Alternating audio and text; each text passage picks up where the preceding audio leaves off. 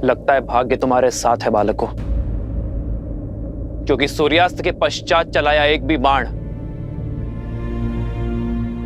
रघुकुल में युद्ध नियम के विरुद्ध होता है। आज एक सूर्यवंशी के विरुद्ध तुम्हारी ढाल साक्षात सूर्यदेव बनकर आए हैं। नियति तुम्हें अंतिम अवसर दे रही है बालकों। जाओ, जाकर अपनी माता को सत्य बताओ। यदि कल सूर्योदय होने पर तुम दोनों के हाथों में धनुष दिखे तो उसी क्षण हट और हटी दोनों का अंत कर दूंगा।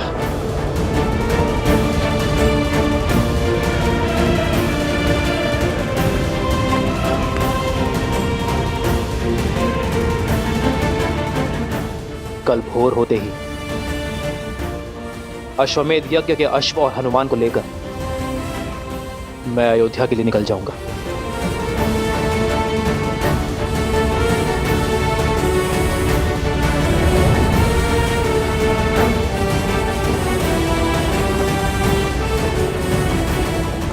जाओ और जाकर हर भूल के लिए अपनी माता से क्षमा मांगो।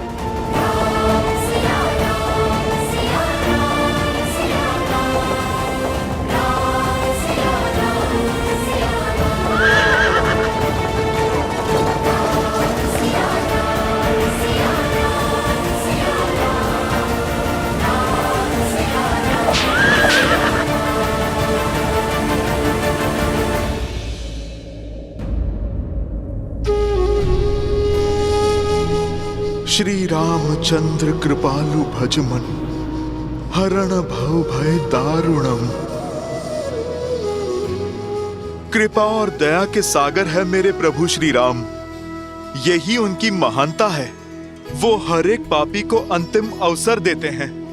उन्होंने रावण तक को दिया था, फिर आप दोनों तो उनके परम भक्त हैं। अपनी भूल सुधारिए। जाओ लवकुश, ये मेरी आपसे विनती है, अपनी माता को सब कुछ सच बता दो। फिर जो माता कहे आप वो ही करना। समझने का प्रयास करो बालकों। आज जो बाण रुक गए वो जलंधर अवश्य चलेंगे और वो प्रहार रघुकुल के मस्तक पर सबसे बड़ा कलंक होगा। जाओ, आप अपनी माता से बात करो। यदि बता नहीं सकते तो उन्हें यहां पर ले आओ। हर समस्या का समाधान स्वयं हो जाएगा बालकों।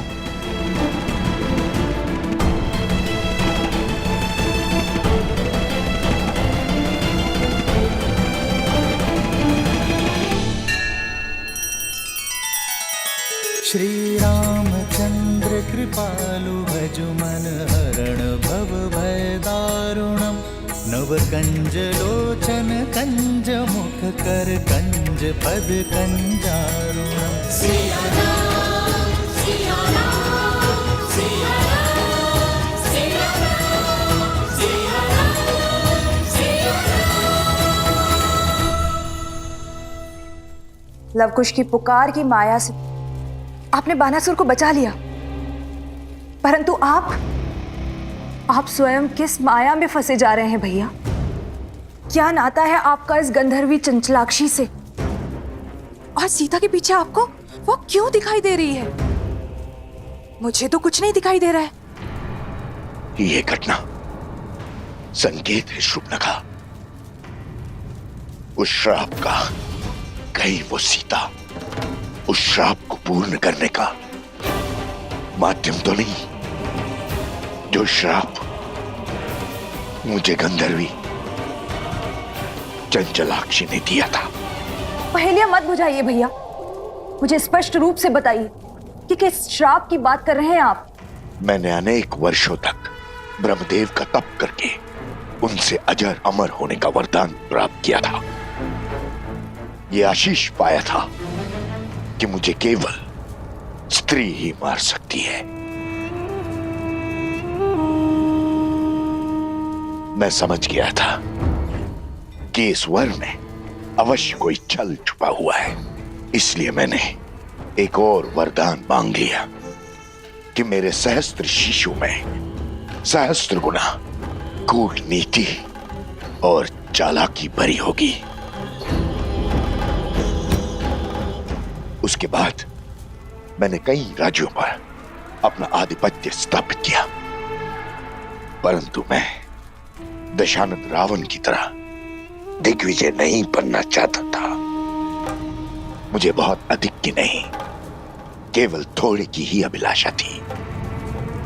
तो मैंने अपने अधीन में कुछ ही राज्य किए।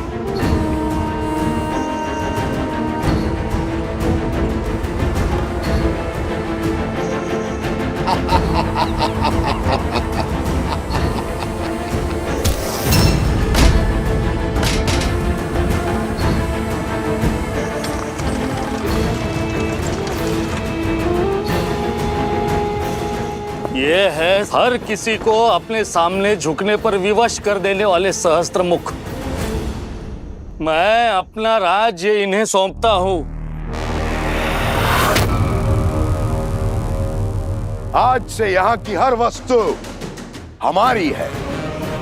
जाओ, हर रत्न, हर आभूषण, हर मूल्यवान वस्तु ले आओ हमारे समक्ष।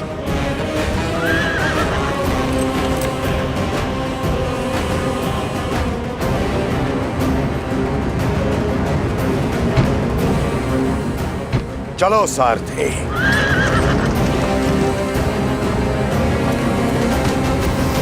छोड़ो मुझे, छोड़ दीजिए, क्या कर रहे हैं? छोड़ दीजिए। हर अनमोल वस्तु लेकर मैं उस राज्य से निकल ही रहा था कि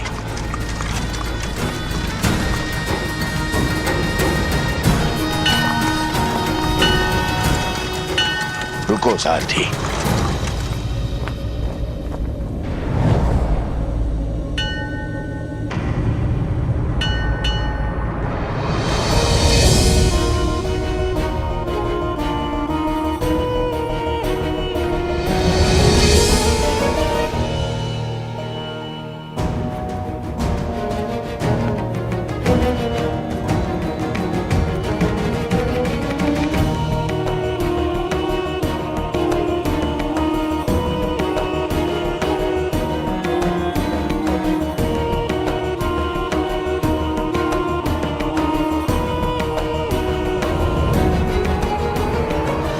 अद्भुत, अनुपम, ये तो संसार का वो धन है, वो ऐश्वर्य है जिसे मेरे पास होना ही चाहिए। इसे न भोगा, इसे न पाया तो वरदान का लाभ क्या।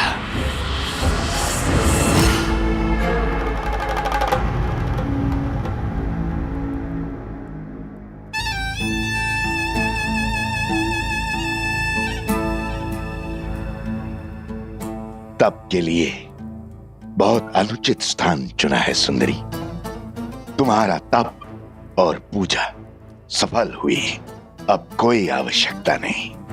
अब इस लक्ष्मी या किसी और देवी देवता की पूजा की। अब तुम मेरी हो। अब और लक्ष्मी और वैभव की आवश्यकता कहां। तुम्हें संसार का हर सुख दूंगा, मैं हर मनोकामना पूर्ण करूंगा।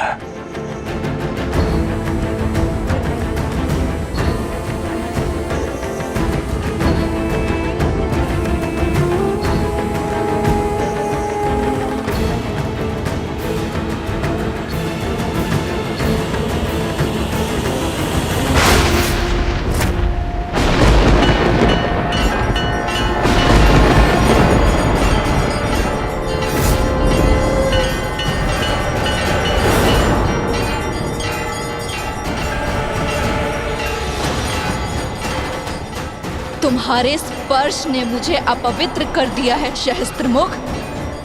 तुम्हारे मलिन मन का इस संसार में कोई स्थान नहीं। जिस शक्ति का तुमने अहंकार पाल रखा है वही तुम्हारे विनाश का कारण बनेगी।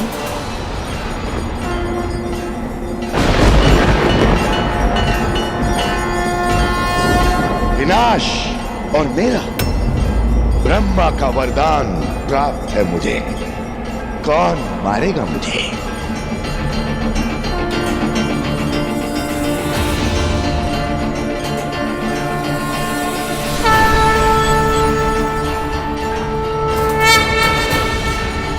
मैं गंधर्वी चंचलाक्षी, जिसके पावन तप को तुमने अपवित्र किया है, मैं तुम्हें श्राप देती हूँ। यदि मेरे माँ के प्रति भक्ति सच्ची है तो मुझे हर पुण्य मिल जाएगा, और जिस माँ लक्ष्मी की पूजा में तुमने विघ्न डाला है, एक दिन उन्हीं का रूप तुम्हारा अंत करेगा सहस्त्रमुख। उन्हीं के स्वरूप से तुम्हारा सर्वनाश होगा।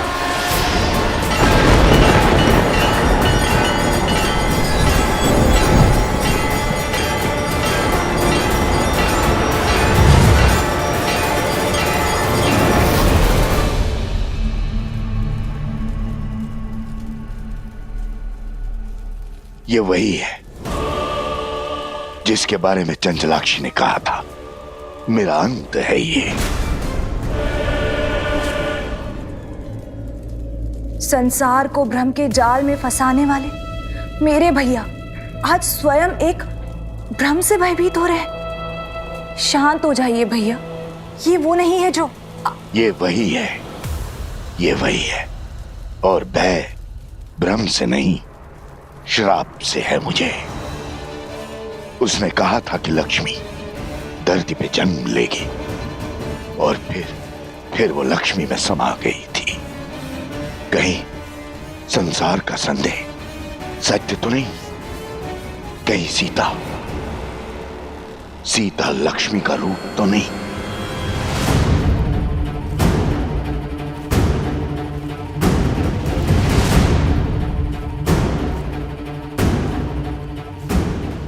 मुझे परिचय की क्या आवश्यकता है? पुराना शत्रु हूं तुम्हारा। मेरा पुराना शत्रु कौन हो सकता है वो जो पुनः लौट कर आया है? किंतु मेरे मृत्यु से क्या सिद्ध करना चाहता है वो? हो ना हो, ये बात जितनी छोटी लगती है उतनी है नहीं।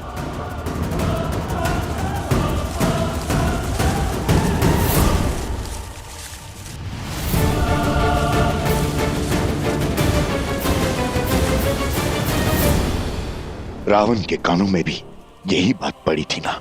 सबने कहा था ना कि राम विष्णु है, नर रूप में नारायण है, कहीं लक्ष्मी स्वरूपा सीता मेरे अंत का कारण तो नहीं। कदाचित तभी न रावण राम का वध कर पाया और न ही सीता का स्पर्श। भैया, बल के पर्याय सहस्त्रमुख रावण हैं आप।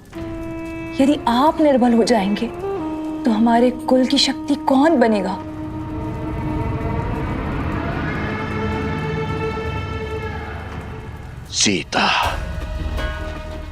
सीता के कारण पूरा राक्षस कुल समाप्त हो गया। सर्वशक्तिशाली दशानंद रावण मृत्यु को प्राप्त हो गया। मैं प्रहार की कोई परीक्षा नहीं दूंगा। मैं लक्ष्मी के समक्ष नहीं जाऊंगा। नारायण, श्री लक्ष्मी, विष्णु, ये सब ढोंग है भैया। अरे जीवन भर वन में भटकने वाले देवता नहीं अभागे होते हैं। अभागे। जो बात संसार नहीं समझा वो आपको समझनी होगी भैया। मानना होगा कि वो सीता एक साधारण सी स्त्री है। आप स्वयं सोचिए भैया, क्या ईश्वर के अवतार को भी क्या इतनी सारी परीक्षाएं देनी पड़ती हैं? इतने दुखों को भोगना पड़ता है, इतना असहाय होना पड़ता है, विजोग का विष पीना पड़ता है। वो नारायण जो अपने बल से संसार को बदल दे, अपने सुदर्शन से हर पाप का संहार कर दे, क्या उसे 14 वर्ष का वनवास भुगतने की आवश्यकता है? राजपाट, सुख शांति, वैकुंठ छोड़कर दर दर भटकने की आवश्यकता है भैया?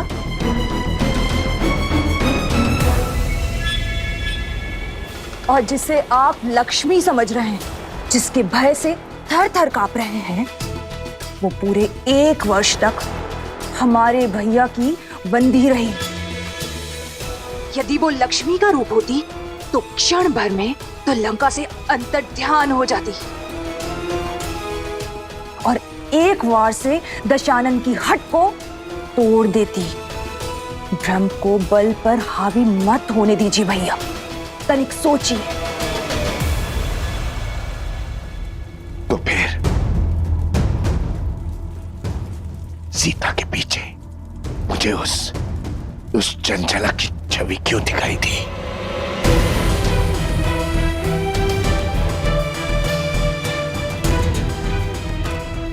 जब मन में संदेह होता है तो भूतकाल आंखों के सामने स्वरूप लेता है।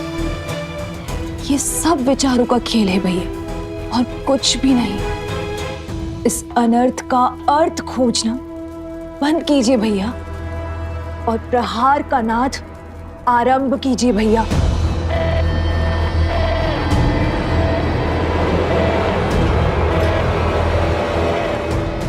यदि विश्वास हो गया हो तो आगे बढ़े।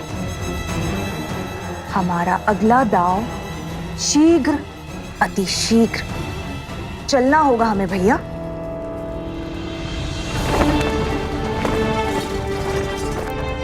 श्री राम,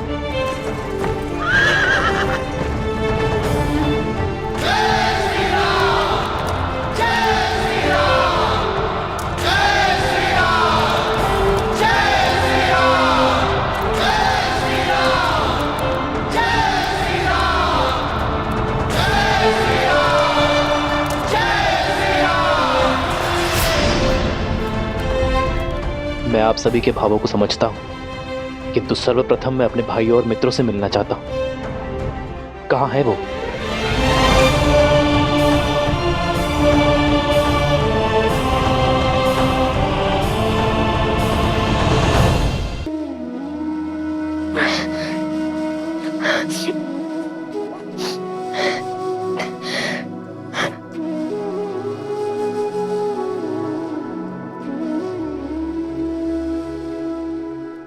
यदि कल सूर्योदय होने पर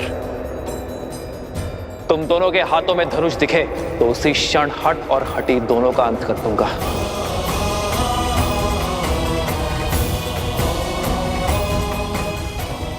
कल भोर होते ही अश्वमेध यज्ञ के अश्व और हनुमान को लेकर मैं अयोध्या के लिए निकल जाऊंगा। भैया, अब क्या होगा? रामायण कैसे संपूर्ण होगी? अब तो हम हार गए श्री राम से। हमें अश्व लौटाना ही होगा।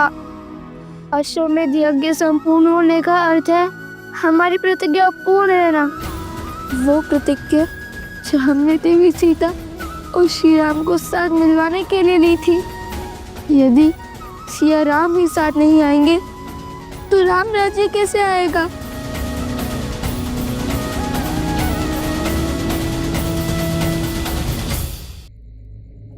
नए कुश, युद्ध अभिशेष है और हार जीत का निर्णय भी। आज जो भी हुआ वो अकल्पनीय है, इतिहास का भाग बन चुका। हमने श्री राम का सामना किया, उनकी शक्ति और उनकी आभा को ललकारा। कि जानते हुए भी हम पीछे नहीं हटे कि हमारे समक्ष रावण का संहार करने वाले श्री राम खड़े हैं। तुम ही बताओ, ऐसे शूरवीर कैसे हार सकते हैं? हमने आधा युद्ध जीत लिया है कुश। आज उनका केवल एक दाव उचित पड़ा है। स्मरण रहे, माता कहती है, धैर्यम सर्वत्र साधनम। भाग्य भी साथ साधने वालों का साथ देता है। कल हम पुनः श्री राम के समक्ष जाकर उनका सामना करेंगे।